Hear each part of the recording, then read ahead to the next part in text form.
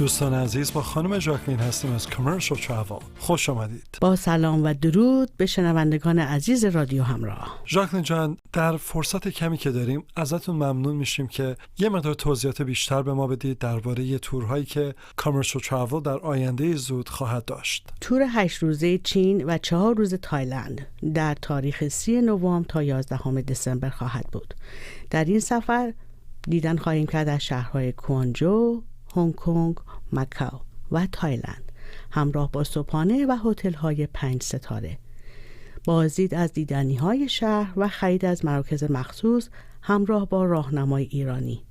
بهترین موقعیت برای خرید از فروشگاه‌های بنام با قیمت مناسب. بار دیگر 30 نوامبر تا 11 دسامبر. این تور شامل ویزای چین و هواپیما از لس آنجلس خواهد بود. تور بعدیمون سفری تاریخی به مصر و دبی خواهد بود که از 2 ژانویه هستش تا 14 ژانویه. 4 روز گردش در قاهره و دیدن از اهرام ثلاثه مصر و دیدنی های شهر همراه با 3 شب تور تفریحی کشتی بر رود جادویی نیل و دیدن از شهرهای آزون، ادفو. به اضافه 5 روز تور گردشی دبی و تور تفریحی صحرا همراه با 1 شب شام به روی آبهای نیلگون خلیج فارس. بهترین موقعیت استفاده از حراجی سالیانه مخصوص فروشگاه‌ها در ماه ژانویه خواهد بود.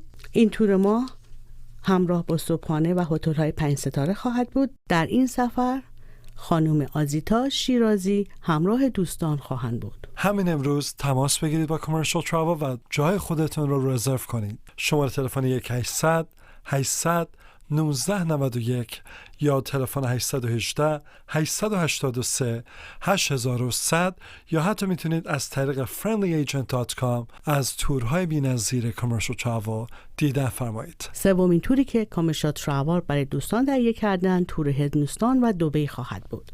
در تاریخ 10 ژانویه تا 20 ژانویه بازدید از شهرهای تاریخی و دیدنی دلی، رفتن به آگرا و دیدن از تاج محل و همراه با آگرا فورت که یکی از آثار باستانی هند به حساب می آید.